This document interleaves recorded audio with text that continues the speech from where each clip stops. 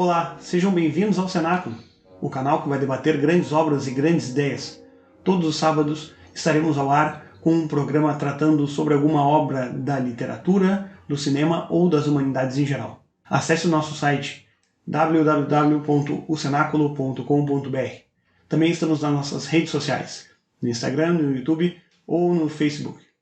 Caso você tenha interesse em nos apoiar, temos a seção Apoia-se no nosso site, onde você pode ajudar o nosso projeto a seguir adiante e com cada vez mais qualidade. Iniciaremos hoje o ano, Passamos durante alguns dias, Guilherme e eu, renovando as nossas leituras, fazendo a nossa programação do ano de 2021 no Cenáculo, e agora iniciaremos o nosso primeiro programa tratando de um gênero que ainda não havíamos abordado nas nossas leituras. Hoje, uma peça teatral, um clássico do século XIX, vamos tratar da obra do dramaturgo norueguês Henrik Ibsen, tratando mais especificamente da peça Casa de Bonecas, um clássico do Ibsen e que vai abordar temas tabus na sua época e que hoje em dia ainda podem ser discutidos com uma grande possibilidade de interpretações. Olá, Guilherme, como vai? Tudo bem? Olá, Miguel. Olá a todos, tudo bem? Guilherme, hoje vamos tratar um pouquinho sobre esse autor, o Ibsen, e se tu me permite, eu começo fazendo uma introdução à vida de Ibsen e um pouco sobre as obras dele, não vamos entrar muito nas outras obras, e logo depois nós vamos fazer uma análise um pouco mais aprofundada sobre Casa de Bonecas.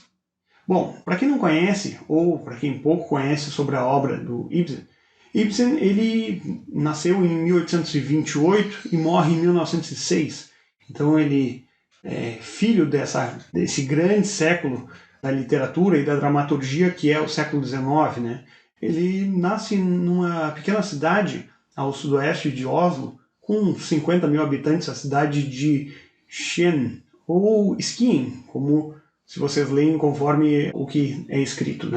E a mãe dele era de uma família de ricos comerciantes alemães, o pai era um rico negociante de madeira, mas quando o Ibsen tinha 8 anos, a família foi à falência e eles partem para viver numa casa bastante humilde na região rural da cidade natal deles. Ibsen, quando era criança, era muito tímido e essa derrocada da família então deixou o jovem ainda mais introspectivo, segundo as afirmações da irmã de Ibsen. Aos 14 anos, ele volta para sua cidade natal, para Skien, e estuda numa escola mantida por religiosos. Lá, até é surpreendente ver isso em relação, se a gente olhar para as obras de Ibsen, lá ele estudou muito teologia e foi um grande leitor da Bíblia, segundo relatos. E como a família ainda necessitava de ajuda financeira, Ibsen ele não consegue seguir uma carreira de estudos e precisa de uma profissão para ajudar os pais. Ele consegue um emprego na cidade de Grimstad, ou melhor, num povoado de mais ou menos 800 pessoas, e estudava farmacologia e trabalhava em uma farmácia. Então, ali ele vivia para sobreviver e ganhar um dinheiro para ajudar a família. Ibsen ficou por 5 anos nesse local e ele detestava a experiência. Era um lugarejo pequeníssimo. Ibsen tinha uma personalidade forte, já tinha adotado essa personalidade quando jovem, tinha opiniões polêmicas e muito da sua postura chocou os habitantes do lugar. Ibsen chamava esse lugar e as pessoas daquele lugar de mesquinho, então na primeira oportunidade que ele teve para sair de lá ele conseguiu. Ele inicia a atividade literária dele fazendo alguns poemas de caráter mais patrióticos e revolucionários. A gente vai ver que esses são temas que envolvem muito uma paixão de Ibsen durante a sua vida.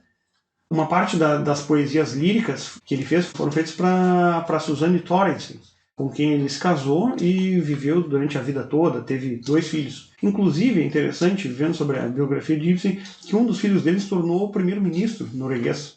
Então, Ibsen começa a sua carreira na dramaturgia muito novo, com uma peça que ele escreveu aos 21 anos de idade, chamada Catilina, tratando dessa figura histórica de Roma.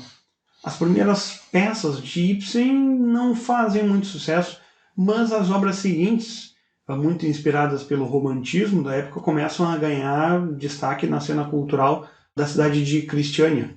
que aqui, vale lembrar, a Cristiânia era um nome que no século XIX ainda era dado à cidade de Oslo. A cidade de Oslo só vai ganhar esse nome no século XX. Nesse período, então, o autor ele chega a assumir um posto de diretor de cena do Teatro de Bergen, em 1851, e de diretor de cena do Teatro Norueguês, em 1858. Nessa primeira fase romântica de Ibsen, então, se torna um importante autor nacional, com algumas peças como Madame Inger, em Ostrat, de 57, Os Guerreiros de Helgoland, de 58, e Imperador e Galileu, de 1873. Nessa época, então, o romantismo de Ibsen seguia sendo influenciado pela cultura dinamarquesa e por dramaturgos como Ellen Schlegel, que era o grande dramaturgo dinamarquês. Aqui cabe um parêntese para falar que é importante ver nessa época que a literatura norueguesa ela não era nem um pouco tradicional e ela não passava, isso daqui, segundo informações do crítico Otto Maria Carpo, ela não passava de um ramo da literatura dinamarquesa. A Noruega, para quem conhece um pouco sobre a história do país, ela foi historicamente um país muito dependente dos países vizinhos. No fim do século XIV e até a metade do século XVI, a Noruega fazia parte de um mesmo grande reino chamado União de Kalmar, e a capital desse reino sempre foi em território dinamarquês.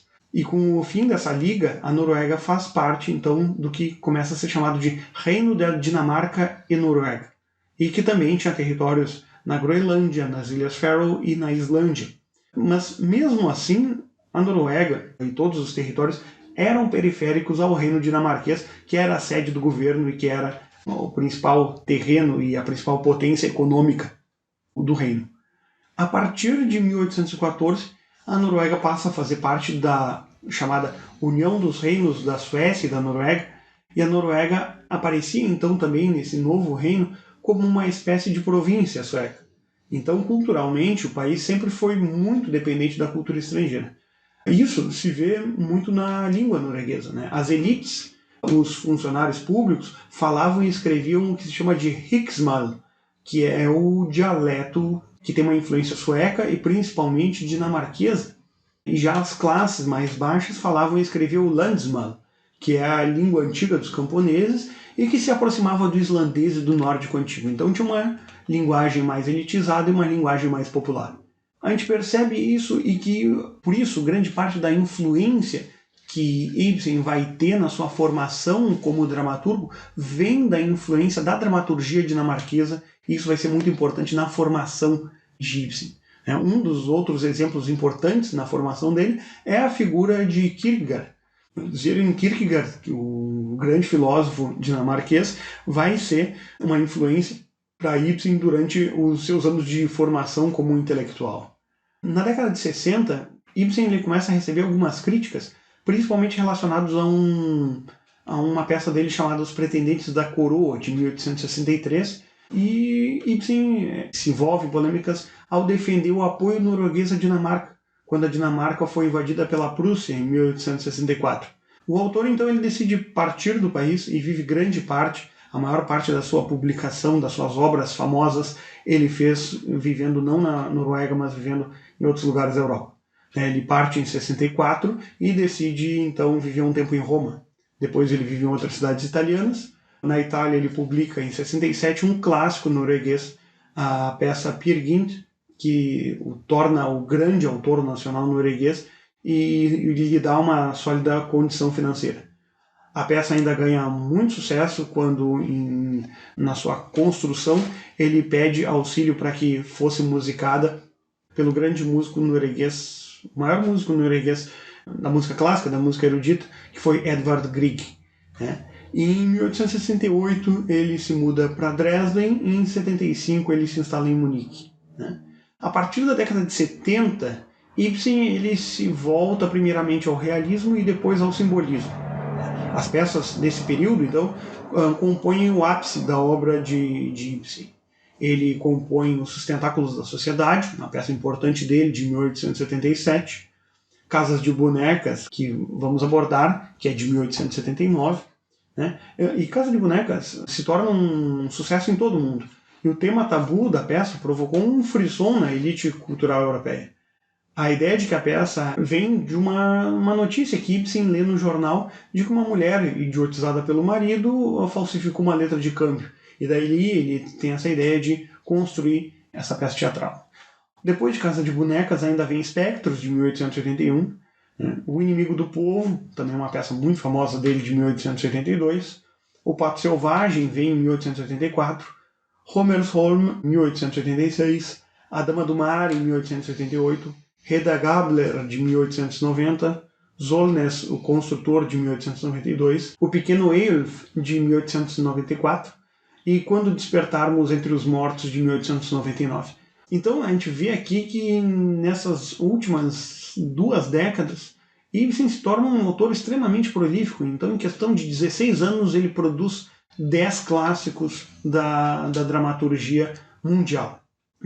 Então, com essas obras, Ibsen se torna o maior dramaturgo do século XIX, segundo o Otto Maria Carpo. As peças de Ibsen são encenadas por toda a Europa no final do século XIX, início do século XX, pelos Estados Unidos. Em 1900, o autor sofre um AVC e outros derrames vão impossibilitando ele de continuar sua obra literária, e ele vem a morrer, então, inválido, em 23 de maio de 1906. Aqui, então, está uma pequena introdução para a gente entender um pouco de quem foi Ibsen e a sua grandeza dentro do teatro mundial. Falando mais especificamente em Casa de Bonecas, a história ela é bastante simples, uma história contada em 3 atos, ou seja, uma peça bastante curta, que se pode fazer uma leitura muito rápida, muito sucinta. E a história ela conta sobre o casal Nora e Torvald Helmer. Torvald é um advogado que tem uma carreira que começa a se tornar uma carreira de sucesso, e ele acaba ganhando um cargo de chefia num banco. Lembrando que nessa fase aqui, a Noruega ela passa por um processo de expansão, de enriquecimento, e acaba se tornando um país mais pujante. Então, aqui a gente vai ver os grandes homens financeiros, os capitalistas, aparecendo na obra, com a figura de Torvald, né? E Torvald e Nora são um casal que vivem muito bem, junto com seus 3 filhos. Mas a harmonia do casal ela acaba sendo colocada em xeque quando chega uma amiga de infância de Nora chamada Christina Linde. Christina passou por problemas na sua vida. O pai teve problemas de saúde e, para poder cobrir os gastos com a saúde do pai, ela acaba fazendo um casamento por conveniência com um sujeito que tinha posses, né? Então, por isso, ela vive um casamento frustrado na questão amorosa, ou seja, ela não ama o seu marido, mas necessita desse casamento para que possa tratar do próprio pai. Cristina, então, quando chega novamente à cidade, depois que o marido morre, ela já está viúva, ela chega e fala sobre a situação financeira, que acaba se deteriorando novamente, mas agora ela não tem necessidade de cuidar dos outros. Os filhos já estão criados, o pai já faleceu, e o seu marido também. Então ela vive por ela mesma. E nisso, Nora, a esposa de Torvald, acaba oferecendo um serviço no banco que Torvald vai ter o cargo de chefia. Então, Torvald aceita isso, mas se percebe que Torvald tem a intenção de dar para Cristina o cargo que atualmente está sendo ocupado por Niels Krogstad. Krogstad aqui vai ser um advogado também, mas que cometeu alguns crimes financeiros no seu passado e tentou se livrar dessas acusações, e com um certo sucesso. Mas então é um homem que é visto com uma mácula, com um problema ético e moral na sua formação e na sua vida social. Só que começa a se perceber aos poucos que Nora ela fez, em algum momento do passado, antes da história se iniciar, um pedido de empréstimo de dinheiro a Krogstad porque ela precisava desse dinheiro. E o motivo é um motivo bastante nobre. Torvald, durante um tempo, não esteve muito bem de saúde por excesso de trabalho, e os médicos dizem que, para que ele possa se recuperar, ele precisa fazer uma viagem, umas férias, ao sul. Então ela levanta dinheiro com Krogstad para salvar a vida do marido, indo viajar para o sul. Mas, como ela precisava de um avalista para esse empréstimo, ela acaba conseguindo essa carta de câmbio dela, ela consegue com o pai, que já está adoentado e numa fase terminal. Só que como o pai acaba morrendo e ela não consegue a tempo a assinatura do seu pai, e nem assim o deseja, parece, ela acaba falsificando a assinatura do pai numa data em que o pai já havia morrido. Quando Krogstad descobre que o seu posto no banco está em xeque e o marido, né, de Nora, Thorvald, vai demiti-lo, ele começa a chantagear Nora para que ela pague tudo aquilo que deve e principalmente para que ela convença o marido de que Krogstad deve permanecer no cargo. Nora ela não pode falar sobre as reais intenções, porque o marido não sabe desse empréstimo que ela fez, muito menos sobre essa falsificação na assinatura do pai. Então aqui começa uma tensão entre as pressões que Krogstad começa a fazer e a pressão que Thorvald também exerce sobre ela, não querendo de modo algum com que esse sujeito, esse desafeto dele, acabe permanecendo no cargo. Nisso, a gente começa a perceber que a própria Cristina, que desencadeia isso, teve um caso sentimental mal formulado com Krogstad anos atrás. Então, a história acaba com um desfecho, assim, de certa forma um happy end entre Cristina e Krogstad, quando ela convence a ele de não acusar mais Nora e acaba então aceitando Cristina e os dois começam um relacionamento prometendo respeito mútuo um ao outro e iniciarem uma vida juntos, afinal com quem eles amam. Krogstad já é um viúvo e Cristina também já estava viúva, então ela parece necessitar de alguém com quem ela possa cuidar, afinal de contas ela passou a vida cuidando dos filhos, cuidando do pai, e Krogstad também precisa de alguém que cuide dos seus filhos e alguém que o faça melhorar, alguém que o faça deixar para trás o seu passado de erros. A gente percebe esse final feliz, então, na vida desse casal, mas, em compensação, chega a informação até Thorvald de que Nora realmente fez esse desatino de falsificar a assinatura do pai, e então ele vê a sua posição como homem inatacável, como um homem acima de qualquer suspeita no banco, sendo atacada, e ele começa a acusar Nora de ser uma desviadora da moral da família e que ela seria uma péssima influência para os filhos que estavam se formando. E, inesperadamente, então, enquanto tudo isso está vindo à bancarrota, todos os sonhos de Thorvald, que imagina que vai ser ameaçado por Krogstad durante toda a sua vida no serviço, ele acaba acusando Nora. Mas no momento que Krogstad devolve a nota promissória e diz que não vai levar a público o que Nora fez, Thorvald volta para os braços da mulher dizendo que isso tudo estava certo e que ele agora ia conseguir ter uma vida incólume novamente, que eles seriam felizes. Mas, ao contrário do que se espera, né, aparece uma espécie de crescimento e uma mudança na postura de Nora, que percebe no marido um sujeito egoísta, um sujeito machista e que acaba pensando apenas em si próprio e nunca nos sacrifícios que Nora acabou fazendo por ele. Então ela decide, ao final da peça, que ela vai embora e deixa o marido e os filhos. Isso é um choque, né, para o século XIX, uma peça teatral onde, ao final da história, uma mulher ela sai de casa e acaba então se divorciando do marido, né? Então aqui o público ele simplesmente no século XIX, num país rural e bastante conservador como era a Noruega, acaba se tornando um grande choque. E na Europa toda, a situação da emancipação da mulher que a gente percebe na postura de Nora ao final de Casa de Bonecas. É interessante, né, o nome Casa de Bonecas, porque Nora, durante todo o período em que ela vive junto com seu marido, ela é sempre tratada como uma criança, sempre tratada como uma boneca. Ela tem uma visão muito infantilizada da vida, e o marido parece que estimula cada vez mais isso, sempre tratando ela como se fosse uma inapta, uma boba, uma inocente, e ao final da história ele percebe que ela é capaz de atitudes muito mais corajosas do que ele, por exemplo. E é interessante isso porque no diálogo que eles traçam já ao final da peça, a Nora combate o marido dizendo que ela nunca havia sido feliz e ele rebate dizendo você nunca foi feliz.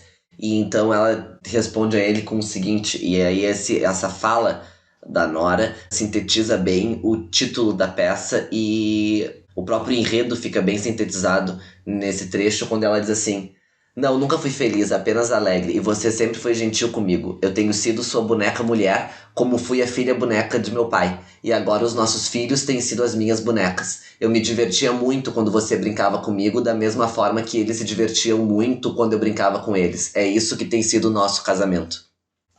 Se vê então que o casamento ele não foi levado a sério e as últimas consequências, as atitudes que o casamento ele exige para que dois adultos possam seguir uma vida conjugal, aqui são colocados em xeque e a gente vê que Nora não aceita mais essa posição do marido.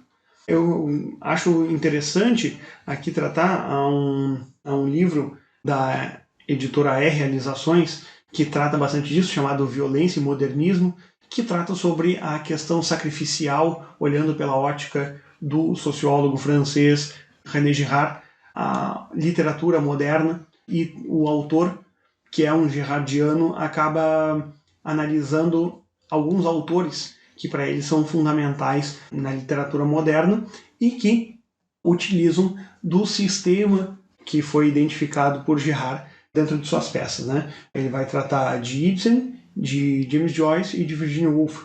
E a gente percebe realmente, lendo algumas peças de Ibsen, eu gosto bastante do autor, e li Casa de Bonecas, Um Inimigo do Povo, O Pato Selvagem e uma outra peça que eu gosto muito, que é O Pequeno Eyolf. A gente percebe, volta e meia, dentro da obra dele, a questão do bode expiatório, né? De se utilizar de uma pessoa como uma canalização da culpa para que a violência mimética ela não se reproduza incessantemente.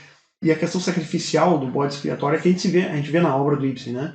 Por exemplo, lá não entrando em detalhes, mas em Um Inimigo do Povo, o Dr. Stockman, ele acaba sendo um bode expiatório de toda a sociedade. Ele que era tido como um herói, um sujeito que tinha feito os banhos, as termas para a cidade, que havia alavancado a cidade economicamente, de repente ele se torna um inimigo do povo ao afirmar certas verdades bastante inconvenientes de que aqueles banhos termais, na verdade, estavam infectando aqueles que iam visitar a cidade. E quando ele propõe que o problema seja resolvido, o povo todo fica a favor dele, mas quando descobre que isso vai causar um abalo financeiro na cidade, logo ele se torna não um herói, mas sim um inimigo do povo. E do mesmo modo, a personagem Hedwig, de O Pato Selvagem, também ela acaba sendo, por fim, uma espécie de bode expiatório da infidelidade da esposa, e que acaba sendo, então, ela a culpada, essa menina acaba sendo a culpada, sendo o pato selvagem da história e sobre o processo de infidelidade e da dura realidade que é exposta ao marido, né? Em Casa de Bonecas, aqui, o bode expiatório logo vai ser Nora, quando o Thorvald acaba apresentando ela como a única causadora da desgraça, sendo que durante toda a obra a gente percebe que Nora tenta poupar o marido da dura realidade a qual ele estava inserido e não percebia, que era a sua própria doença e a tentativa de Nora de salvá-lo. Então, assim como em O Pato Selvagem, Casa de Bonecas, e aqui muito se pode falar sobre a obra. Eu gostaria até que, Guilherme, tu falasse um pouco aqui antes do programa sobre a questão da obra. Muito se bate em Casa de Bonecas sobre a questão da emancipação da mulher, mas que a obra ela transcende essa questão da emancipação. Como é que seria isso e qual é a importância tanto desse tema da emancipação da mulher em Casa de Bonecas, quanto a algo que está velado por trás e que é mais transcendente que isso na peça?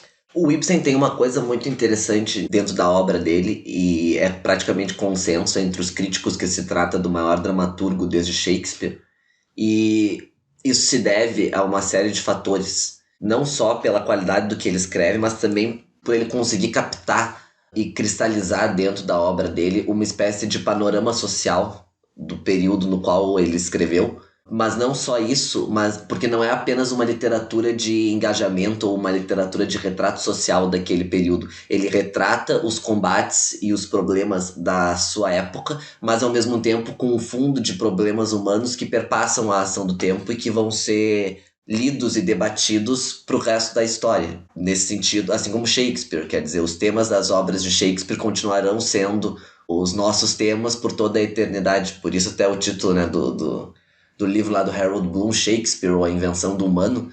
Quer dizer, os temas dele são tão caros que vão ser lembrados para sempre. E o Ibsen tem um pouco isso, tem muito disso, aliás. E uma coisa que é muito interessante dentro da obra dele é como, quando se lê as peças, e o próprio Ibsen recomendava no final da vida que se fizesse a leitura das suas peças cronologicamente, para se poder ver ali não só uma evolução, mas como os personagens dele, de certa maneira, se repetem e retornam de forma um pouco mascarada.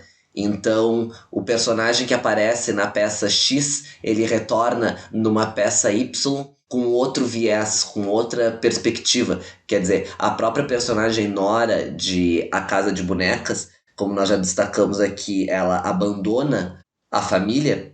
No entanto, na peça Espectros, a mulher não abandona a família, ela fica na família e ela aceita o sacrifício que lhe é imposto. Então aí nós temos uma outra perspectiva sobre aquela mesma situação.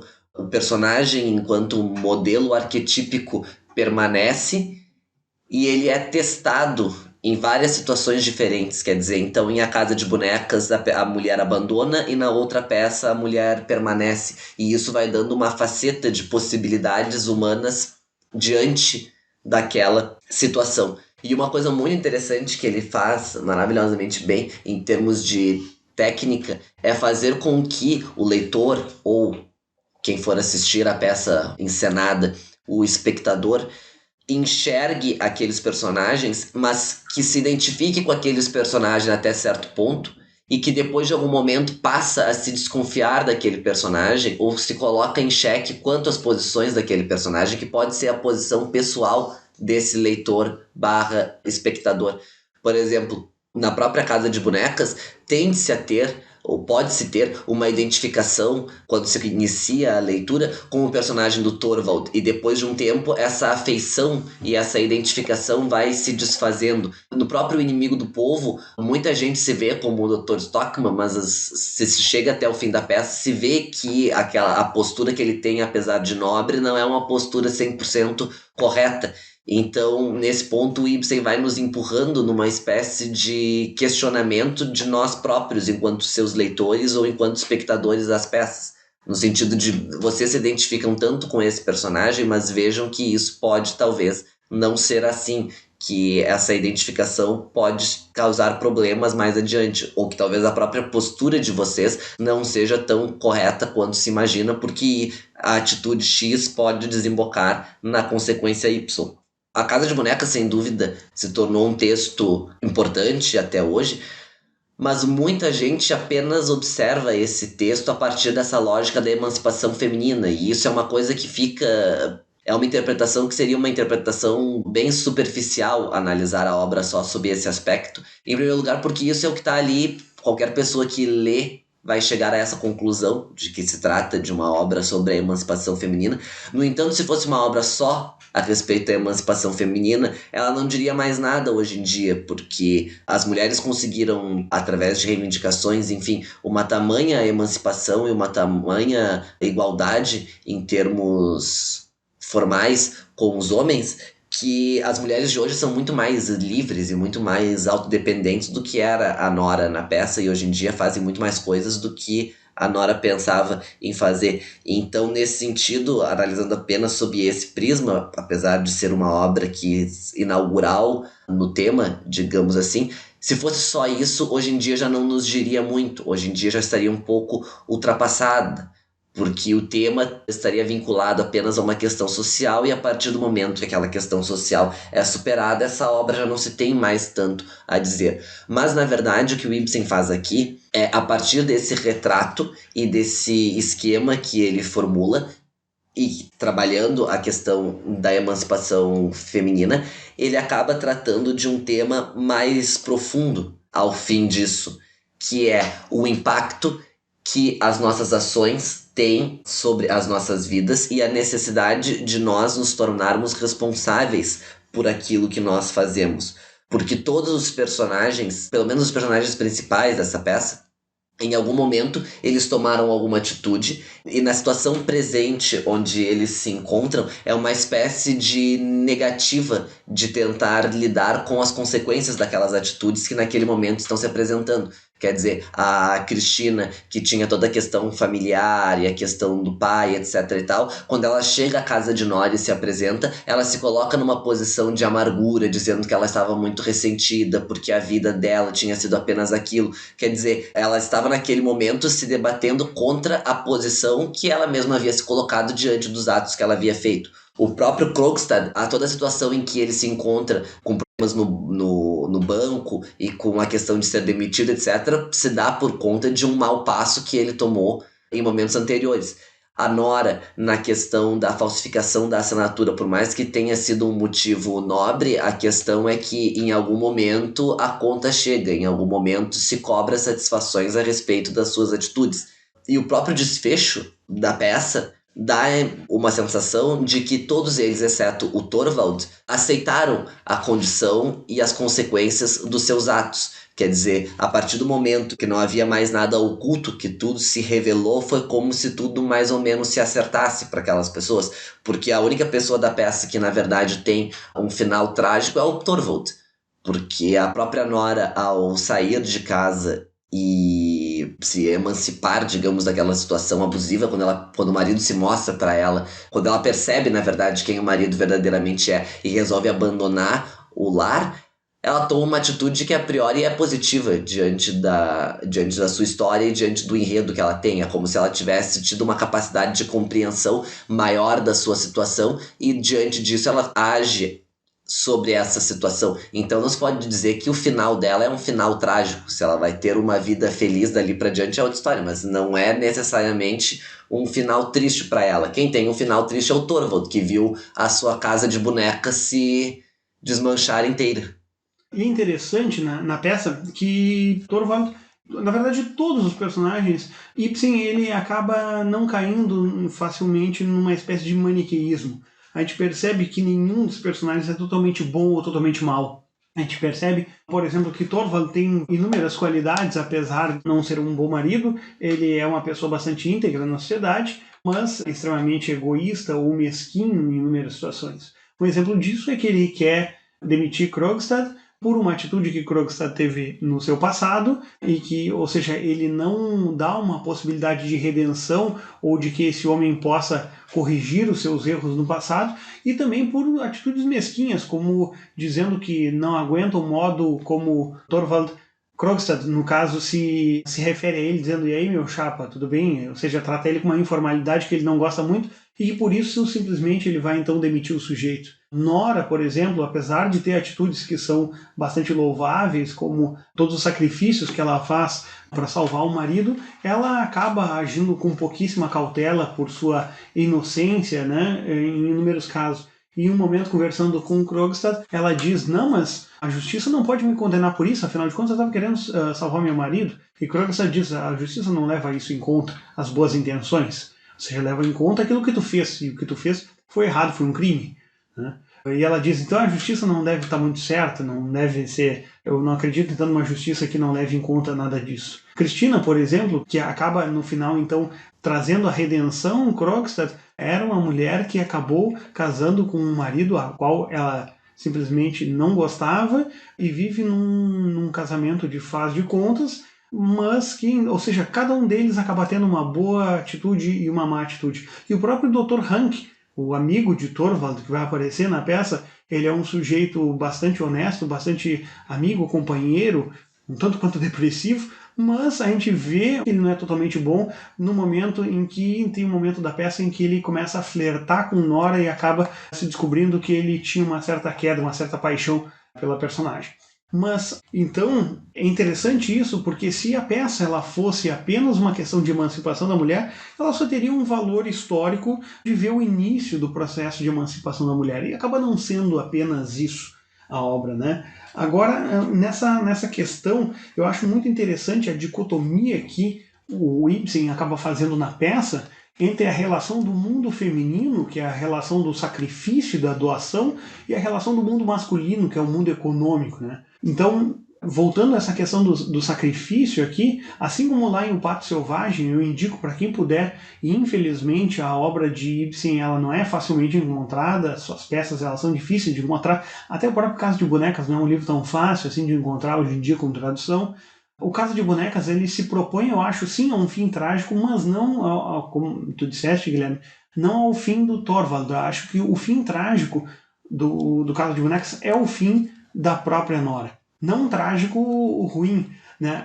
O abandono do marido e dos filhos em busca da liberdade pessoal dela acaba surgindo como uma espécie de aforismo grego do templo de Apolo, ou seja, o conhece a ti mesmo. E parece que é isso que ela busca. Ela diz, não, eu preciso me conhecer. Preciso então ver o que eu quero da minha vida. Aqui a gente está falando sobre esse mote, né, esse aforismo do templo de Apolo. É interessante que a própria família toda, Helmer é uma família apolínea, né? A Nora, por exemplo, todo é cercado de beleza. A Nora, ela se cerca de uma beleza exterior, um apolíneo material, vamos dizer assim. E enquanto que o Thorvald, ele é orgulhoso da sua postura perante a sociedade, né? Uma espécie de apolíneo moral. Né? E o Dr. Hank, né? Que apesar de amigo de Thorvald, ele, por exemplo, ele é incapaz de falar sobre a sua doença com o amigo, porque ele diz que o Thorvald ele tem uma aversão a qualquer coisa que remete à feiura, à doença, né? Seja a doença corporal do amigo, ou seja mesmo a doença moral do Krogstad, né? Então o Thorvald ele diz ser impossível trabalhar com alguém que já cometeu uma imoralidade como o Krogstad. Então a redenção do Krogstad ele só vem a partir do amor de Cristina, né? Então a gente vê essa relação entre o sacrifício feminino e o mundo econômico masculino.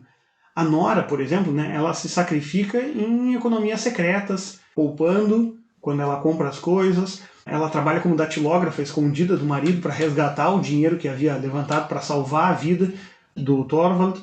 A Cristina, ou seja, ela faz esse sacrifício. A Cristina também faz o sacrifício quando ela se casa com alguém que ela não ama porque ela necessita do dinheiro para cuidar do pai doente e das condições que ela precisa dar aos filhos. Então existe um contraponto muito interessante, eu acho, entre a Nora e a Cristina, né? As amigas, elas meio que se completam nas suas características opostas. A Nora, ela tem uma situação financeira privilegiada, ela é cercada de futilidades, ela come caramelo, ela é cheia de mordomias e tem uma visão ingênua e infantilizada da vida. Ou seja, ela é uma menina, ela é uma boneca, né? Já a Cristina, ela é pragmática, ela é realista quanto à vida, ou seja, ela é uma mulher. Elas se completam, por exemplo, na relação paternal. Enquanto a Cristina, para salvar o pai, ela se casa com um marido que a desdenha, a Nora abandona o pai no leito de morte para cuidar do marido doente, né?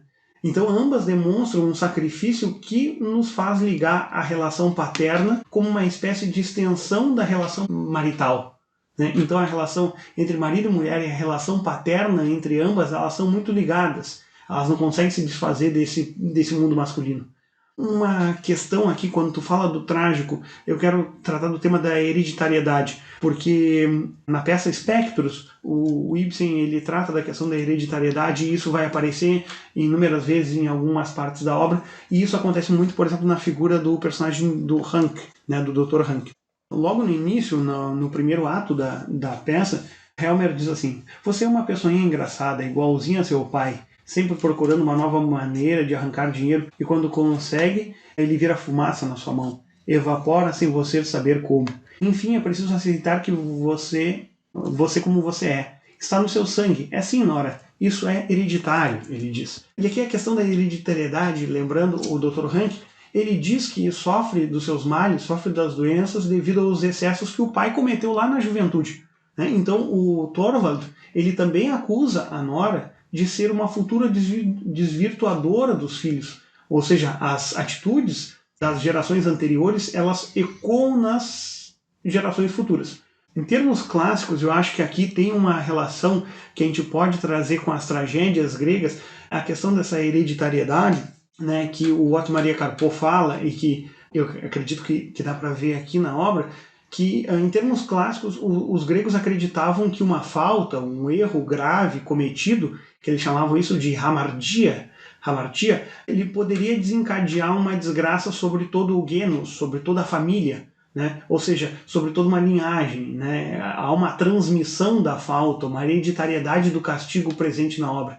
E a gente percebe que Nora acaba sendo um pouco isso. A Nora ela é vista pelo Thorvald como um miasma dos gregos, ou seja, na tragédia clássica isso é, ou seja, uma mancha, uma mácula provocada por um homicídio.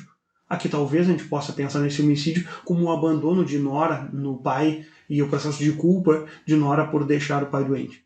Essa mancha que o assassino carrega, né, ela acaba se tornando uma espécie de perigo para toda a sociedade, como foi o caso do Édipo em Édipo Rei e assim por diante. E o portador da mácula, ele é sempre banido da polis, ele é banido da cidade. A Nora, na verdade, ela busca um fim trágico, né? O fim dela é trágico, sim. O afastamento, por exemplo, do marido e dos filhos, a sua saída da cidade, ela retorna para um campo, ela não vai viver na cidade, não vai viver na mesma cidade, ela vai voltar para uma propriedade da família, ela vai sair daquela cidade. Então, é em busca de uma espécie de crescimento individual dela como ser humano. E aí talvez esteja esse fim trágico que o Carpo diz haver na obra. É uma espécie de aceitação do destino dela. É uma quebra da via de aparências para viver uma vida real. Ela entender aquilo que ela é mesmo. Ou seja, ela se sacrifica como uma espécie de herói saindo da polis justamente para quebrar aquela hereditariedade que ela busca lá na sua culpa, segundo Thorvald. E ela diz, tu tens razão, eu vou ser uma desvirtuadora da família, então quer saber de uma coisa? Eu estou indo embora. E tu que cuide dos filhos, e tu que te vire. Então eu percebo que aqui existe uma espécie de aceitação trágica que a gente vê nas tragédias antigas, na própria postura de Nora ao sair dessa cidade. Ele, claro, que acaba vivendo e vê sua casa de bonecas se desmoronando, ou seja, toda a vida familiar e conjugal boa, perfeita, na verdade feita de aparências, extremamente artificial que ele tinha, acaba sendo destruída, mas ao mesmo tempo existe uma espécie, um resquício de esperança no final da obra. Porque a última frase da obra é uma frase dele, né? Ele pergunta, mas não há nenhuma possibilidade de que tu volte? Ela diz, só se houver um milagre. Ele fica pensando no milagre. O milagre é a própria redenção de Thorvald, ou seja, a mudança de postura, o conhecimento que ele deveria ter de ele mesmo. Mas Nora não acredita nessa mudança que Thorvald poderia ter, e por isso ela diz, eu acho muito improvável que a gente possa algum dia voltar a ser aquilo que a gente é. Não ser aquilo que a gente é, mas voltar a ser como marido e mulher, ou nos tornarmos realmente marido e mulher. Só que nesse sentido tem uma... Eu acho que se aplica muito bem a definição que o Chekhov dá a respeito de tragédia, quando ele diz que as tragédias modernas se diferenciam das tragédias gregas por não terem mais aquele evento, digamos, cataclísmico, que faz com que todas as coisas mudem de figura ou que tomam um rumo a partir daquele evento. Quando ele diz que a tragédia moderna seria aquela tragédia do cotidiano e aquela tragédia das pequenas coisas e dos pequenos contatos que dia a dia, sem se perceber, vai corroendo completamente e destruindo a vida daquelas pessoas que estão envolvidas naquele ambiente. E aqui nesse sentido, claro, tem o evento, né, que é a descoberta da falsificação da assinatura por parte do Thorvald, mas ao mesmo tempo isso é um evento cataclísmico, não no sentido de conclusão, digamos assim, do enredo, mas é um evento que faz com que a Nora tome conhecimento, perceba as coisas que aconteciam com ela desde o casamento até aquele momento de uma forma diferente. E a partir desse momento ela passa a ver esses pequenos atos que ele tinha com relação a ela e a própria postura que ela assumia diante das situações que lhe eram colocadas pelo marido de uma forma distinta. Quer dizer, aquela cena, por exemplo, onde eles vão à festa ou ao baile, que é no andar superior, né, ao apartamento deles, e que ela se esforça muito para colocar uma roupa, etc e tal, querendo ficar bonita, meramente querendo ficar bonita pro marido, porque ela sabe que ele gosta dela, etc. E todos esses pequenos atos que ele vai fazendo do cotidiano em relação a ela, e a partir daquele momento ela percebe que aqueles atos não significavam algo muito substantivo, que na verdade aquilo ali era uma espécie de manipulação do Thorvald diante da própria Nora, quer dizer que ela era uma espécie de brinquedo nas mãos dele, que ele fazia com ela aquilo que ela queria. E a partir do momento que ela toma essa posição de se tornar consciente dos seus atos, ela pula um grau nesse momento, né? Ela ascende porque ela percebe que ela não é uma simples marionete das circunstâncias, mas ela percebe nesse momento que ela pode agir sobre a situação real e fazer alguma coisa com relação a isso. E aí é o que ela resolve fazer, quer dizer, nesse momento ela percebe que a partir do momento que ela toma consciência que ela pode agir, porque aquilo que ela vivera até então não era uma coisa verdadeira, ela percebe que ela age. A partir do momento que ela percebe isso, que aquilo que ela tinha era falso, ela resolve agir para modificar a sua própria situação. Quer dizer, daí aí ela deixa de ser uma mera boneca, ou seja, é exato, alguém que uma mera boneca.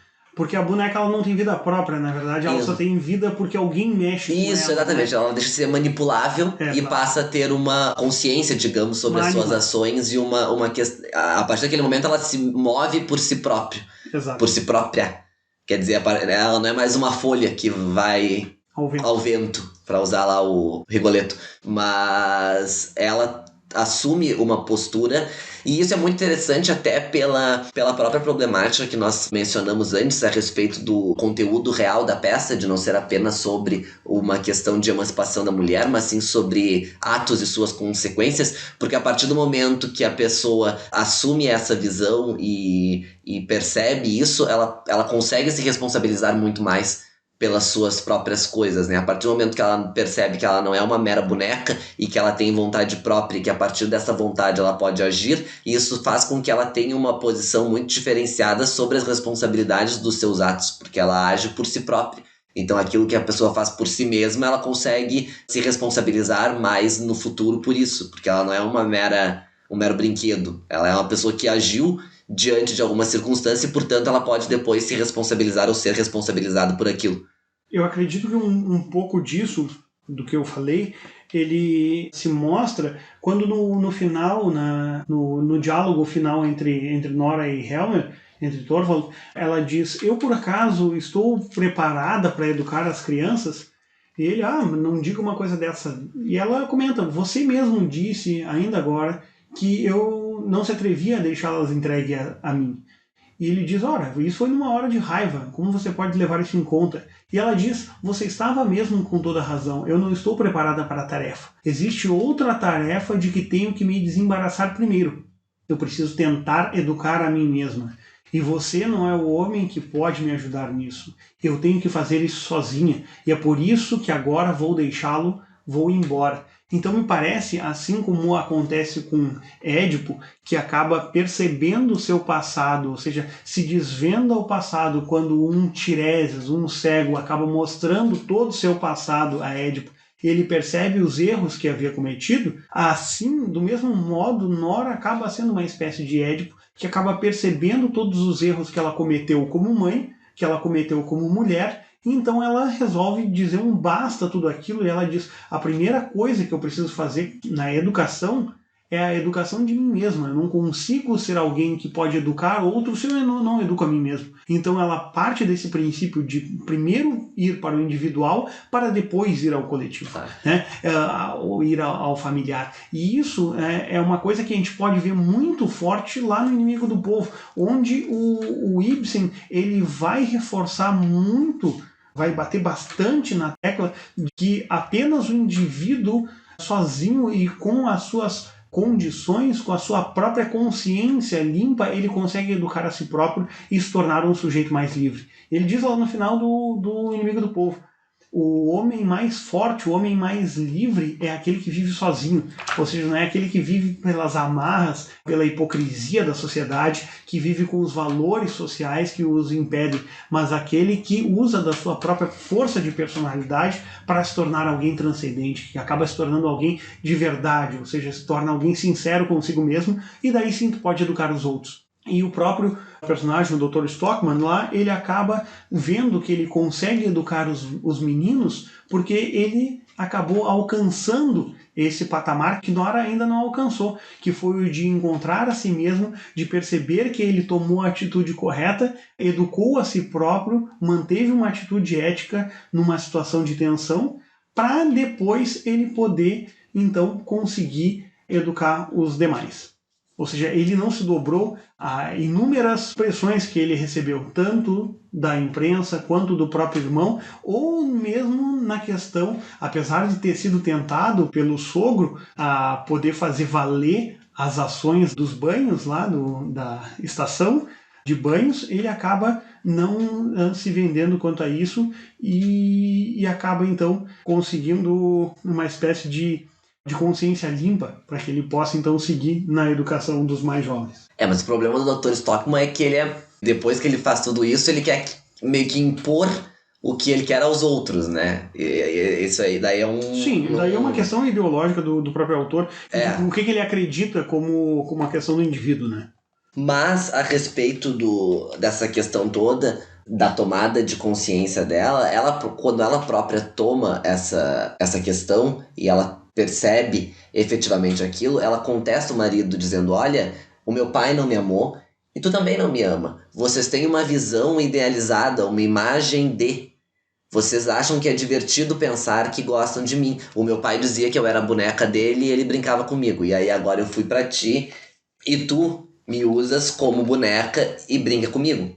E aí ele diz: mas é assim que tu vê o nosso casamento? E ela diz: sim, eu quero dizer que fui simplesmente passada das mãos do pai para as suas. Você organizou tudo de acordo com o seu gosto, e assim eu passei a ter o mesmo gosto, ou talvez tenha fingido, já não sei mais distinguir uma coisa da outra.